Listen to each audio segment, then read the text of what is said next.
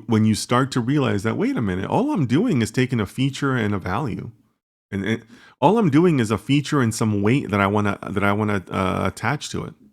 That's it. Like, that's all we're doing. We're doing it a lot, and there's a lot of nodes and there's a lot of layers, but that's all we're doing. Y equals mx plus b. That's all you're doing. So Yabba Dabba Doo, thank you so much for bringing that up. Yes, you are absolutely on the right track when you think about that. What is the factor that you want me to consider, and what weight do you want me to assign to it? That's it. That when you see these like complicated charts and these nodes, that's all you're doing. You're just passing on those weights and features, right? Each one of these arrows, that's like the little transport packet, right? Here's the feature, here's the weight, go do your own calculation. That calculation finishes, it gives it a new weight. Here's the factor, here's the weight, go do your own. That's all you're doing. Because in turn, that's what your body's doing, right? If my brain wants to move my hand up and down, the cell here is telling the same thing to the cell here. That's the cell here. Move your hand up and down. It's the same message, right? It's just different ways of doing it. So that's all you're doing, right? You're just passing along the same message. So Yabba Dabba Doo, thanks so much for that. Yeah. Okay, yep. So everybody is saying yes to the custom activation functions. Here's the thing, guys. The reason I'm asking about the custom activation functions is because I also want to put that as a little bit of a warning. I think sometimes people get too caught up in the need for custom activation functions. Unless you're doing something truly, truly special, you probably are overusing any custom functions that you have, right? Because there's plenty of activation functions to choose from. There's really no lack of them, right? So keep that in mind before you go down a road or before you come across a tutorial or a snippet or something that talks about, using custom activation functions.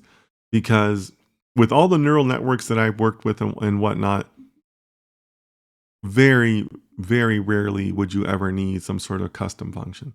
But the reason I ask that is just to kind of illustrate that the activation functions have a fancy name and all that, but it's just a math formula. You can do whatever you want. It's just a weight and a feature, and you can just sit there and say, well, if the weight is more than 0.5, I want to say yes, and if it's less than 0.5, I want to say no. It can be that simple, right? It can be whatever you want it to be. All right. Leo says, keywords so far, if you want to study independently after the class: nodes, layers, weights, and activation functions. Thank you so much, Leo. I appreciate that. Kago says, I should actually be able to justify why I am using a certain activation function. Sure. Kago, I don't know if that's a question or whatnot, but is that a question or a statement? Landry says it's just a mathematical rule. You define that transforms a number. Yeah, absolutely, Landry. Yeah. Thank you for posting, Landry. Maybe I should have read your comment, but similar to what I just said, right? It can be whatever you want. You can define the function yourself. But again, you'd have to be doing something really, really special to not use the ones that are already out there. Leo says, agree, Kago, certain models are going to require different functions. Sure. So Kago says it was a statement. I should actually be able to justify why I'm using a certain activation function.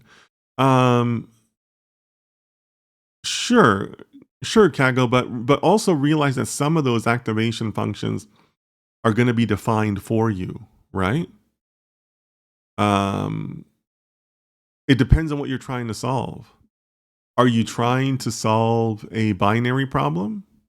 That's one kind of activation function, right? Are you trying to solve an NLP problem? There's some activation functions that lend themselves better to that, right?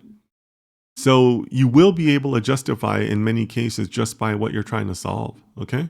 So keep that in mind.